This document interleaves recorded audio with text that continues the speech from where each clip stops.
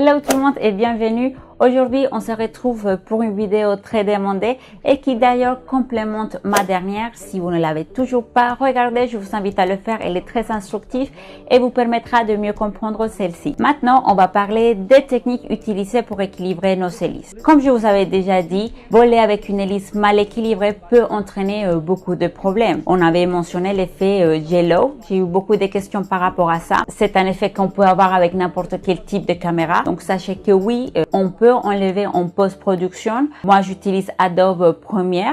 On n'a plus besoin de passer par After Effects, mais parfois ça marche, parfois ça ne marche pas trop bien. Si jamais vous le connaissez pas en Adobe Premiere, il s'appelle stabilisateur de déformation. Non, il s'appelle comment?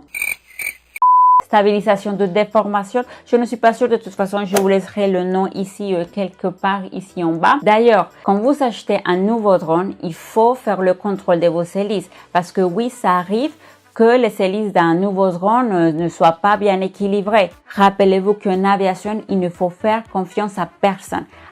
Il faut toujours être très prudent, très responsable et toujours tout contrôler pour être sûr que le vol, il est prêt à voler.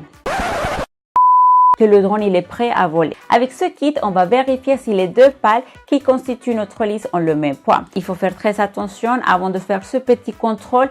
Assurez-vous de le faire sur une surface bien droite. Dans cet exemple, cette hélice est déséquilibrée car une des côtés est plus lourde que l'autre.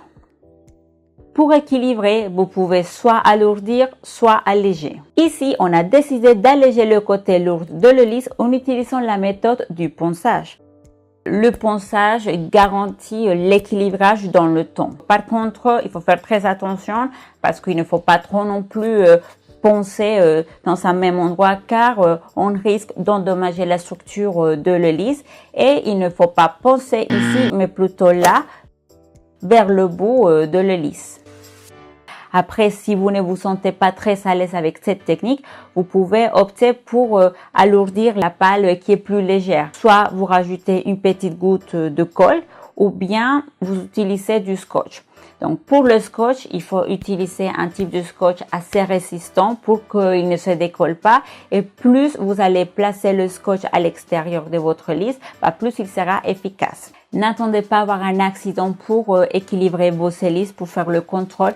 Faites-le régulièrement selon le nombre de vols effectués. Peu importe la technique, prenez votre temps, faites plusieurs essais jusqu'à ce que les deux pales aient le même poids.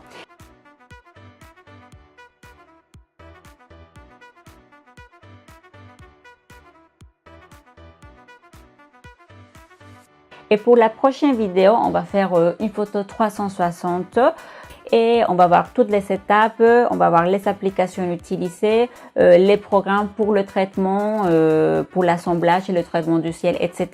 Donc ne ratez pas ça et je vous dis à la prochaine vidéo.